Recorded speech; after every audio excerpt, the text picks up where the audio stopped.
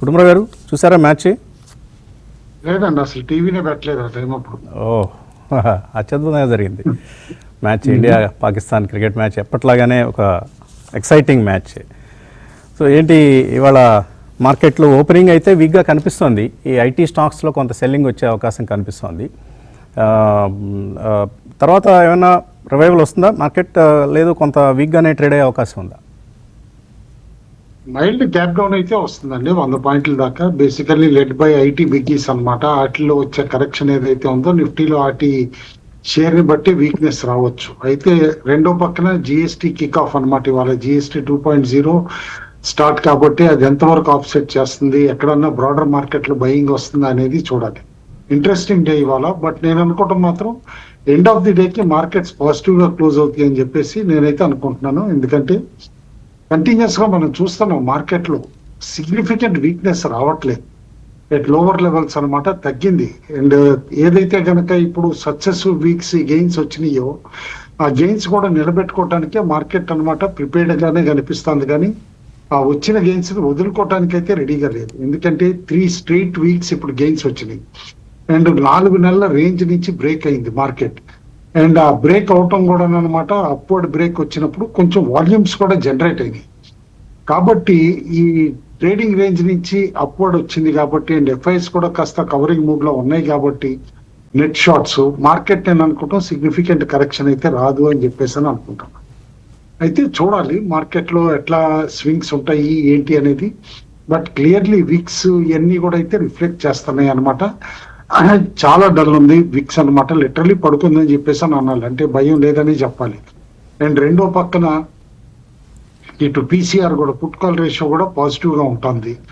And overall మనం చూస్తే గనక ఇటు ఆప్షన్ యాక్టివిటీ కానీ ఇవన్నీ కూడా చూస్తే నెగిటివ్స్ పెద్దగా లేవండి. That is one surprising thing. ఎందుకంటే 3 వీక్స్ ర్యాలీ తర్వాత ఏదన్నా కరెక్షన్ కి స్కోప్ కనిపిస్తుందా అంటే గనక కనపట్లేదు. ఎక్సెప్ట్ ఫర్ ఓన్లీ ఈ ఐటీది తెర మీదకి ఏదైతే తీసుకొచ్చారో దాన్ని బట్టి అనమాట. కాబట్టి చూద్దాం. అండ్ ఆప్షన్ యాక్టివిటీలో హైయెస్ట్ ఓపెన్ ఇంట్రెస్ట్ అయితే కాల్స్ 25,400 25,500 దగ్గర ఉన్నాయి. అయితే 26,000 కూడా కాస్త పైలప్ అయి ఉంది. మనం రిపీటెడ్ గా చెప్తున్నాం. అది పుట్ ఓపెన్ ఇంట్రెస్ట్ 25,300 25,000 దగ్గర ఉంది. కాబట్టి మేజర్ సపోర్ట్ లెవెల్ 25,300. మార్నింగ్ దాని కిందే ఓపెన్ అవ్వచ్చు, కానీ అక్కడ సపోర్ట్ తీసుకుంటే రికవర్ అవుతుందనే హోప్స్ అయితే ఉన్నాయి. చూడాలి. బ్యాంక్ నిఫ్టీగా హై ఓపెన్ ఇంట్రెస్ట్ 56,000 దగ్గర ఉంది, అది కేర్ఫుల్ గా చూడాలి. పుట్ ఓపెన్ ఇంట్రెస్ట్ 55,000 దగ్గర ఉంది. ఈ 1,000 రేంజ్ అనమాట క్లియర్ కట్ గా అబ్జర్వేషన్ లో అయితే పెట్టుకోవాలని చెప్పేసి అని అంటాను. అయితే లాంగ్ టర్మ్ ఎక్స్పోనెన్షియల్ యావరేజెస్ పైన కూడా అనమాట మూవింగ్ యావరేజెస్ పైన ఇండిసెస్ ఉన్నాయి కాబట్టి ఈ బుల్లిష్ ట్రెండ్ ఉండొచ్చు అని చెప్పేసి అని టెక్నికల్ చార్ట్స్ చూసే మనుషులు కూడా చెప్పడం మనం చూస్తున్నాం. కాబట్టి ఇన్ జనరల్ మార్కెట్ లో హోప్స్ అయితే ఎక్కువ ఉన్నాయి యాజ్ ఆఫ్ నో మార్కెట్ రికవరీకి అనమాట. అయితే ఐటీ సెక్టర్ కి వచ్చే వరకు మాత్రం కొంచెం ఓవర్ ప్లే కూడా అవుతుందా అని చెప్పేసి అని చూస్తున్నా. రీసెంట్లీ జీసీసీస్ పెరిగినాయి.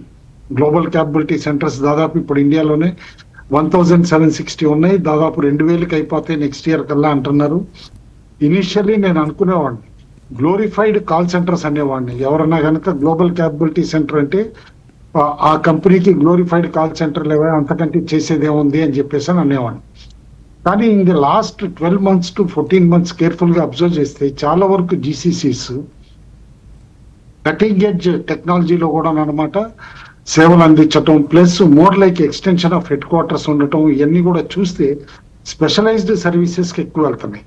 కాబట్టి కొత్త జీసీసీస్ పెద్ద కంపెనీస్ ఏవైతే ఈ స్పెషలైజ్డ్ సర్వీసెస్ కి వెళ్తున్నాయో ఆ కంపెనీస్ కి ఇది ఒక H1B ఇష్యూ ఏదైతే ఉందో ఇది బిగ్ ఆపర్చునిటీ ప్రెజెంట్ చేస్తుంది. మోర్ సర్వీసెస్ అన్నమాట అవుట్ సోర్స్ చేయడానికి జీసీసీకి అని చెప్పేసి కూడా అర్థం చేసుకోవాలి. కాబట్టి ఆ క్యాపబిలిటీస్ ఉన్న జీసీసీస్ ఎవరి దగ్గర ఉన్నాయి, ఎవరు కాస్ట్ కటింగ్ చేసుకోగలరు అనేది కూడా అనమాట కీలకం అవుతుంది.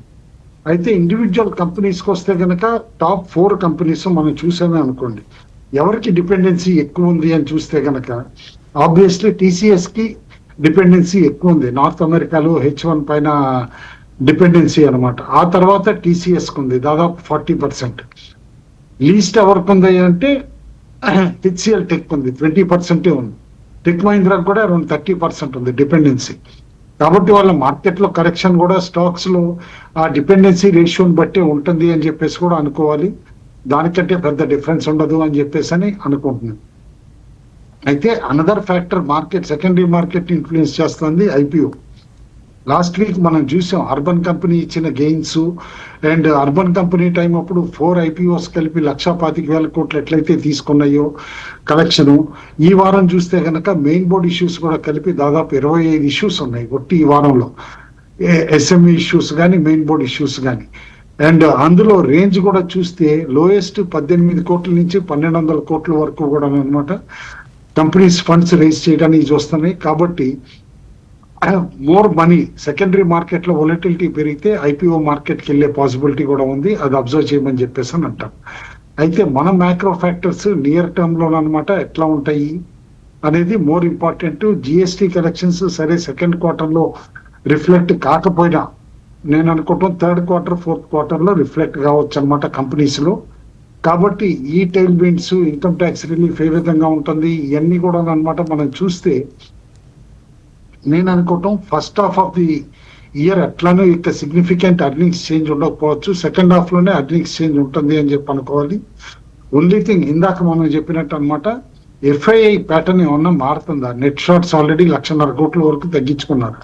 ఇంకా ఏమన్నా తగ్గించుకుంటారా? హోప్ఫుల్లీ తగ్గించుకుంటారని చెప్పేసి అందరూ కూడా అంటున్నారు. ఎందుకంటే దాదాపు 1.43 lakh crores వరకు వచ్చేసింది ఇప్పుడు నెట్ షార్ట్స్ అనమాట. మేబీ 1 lakh వరకు వచ్చి ఆ తర్వాతే ఇచ్చేస్తారని. ఇన్ఫాక్ట్ శుక్రవారం చూస్తే ప్యాటర్న్ వాళ్ళు నెట్ పర్చేజర్స్ దాదాపు 400 కోట్ల వరకు, వేరే ఎఫ్ఐఐస్ దాదాపు 2,100 కోట్ల వరకు కొన్నారు. రూపాయి కూడా 88 పైనే ఉంటుంది. నేను అనుకుంటాం రూపాయి కొంచెం స్ట్రెంథన్ అయితే చూడాలి. అందరం మనం డాలర్ ఇంకే చూస్తున్నాం కానీ రూపాయి అగేన్స్ట్ అదర్ కరెన్సీస్ కూడా బాగా క్షీణించింది. అది చూడాలి, especially against euro and pound అనమాట. అగేన్స్ట్ దోస్ ఏమన్నా ఎప్రిషియేట్ అవుతుందా స్లోగా అనేది కూడా చూడాలి. అయితే క్లియర్లీ బంగారం అయితే మాత్రం నియర్ హైస్ దగ్గరే ట్రేడ్ అవుతోంది.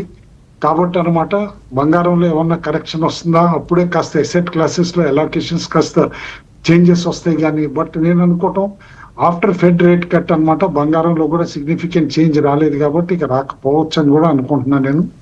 కాబట్టి as an asset class it is continuing to become more and more important అని చెప్పేసి కూడా అర్థం చేసుకోవాలి. బ్యాండ్ లో ఓన్లీ 3 స్టాక్స్ ఉన్నాయి F&Oలో, Sammaan Capital, HFCL, Angel One. పెద్ద ఓపెన్ ఇంట్రెస్ట్ పొజిషన్స్ కూడా పెద్దగా లేవు కాబట్టి F&Oలో సిగ్నిఫికెంట్ వాలటిలిటీ అయితే ఎక్స్పెక్ట్ చెయ్యొద్దు అని అంటాను. మార్కెట్ కన్సాలిడేషన్ మోడ్ లోకి వెళ్ళొచ్చు. గ్యాప్ డౌన్ ఓపెనింగ్ వచ్చినా కూడా ఆ తర్వాత రికవరీ వచ్చి అని చెప్పి అనుకుంటున్నాను.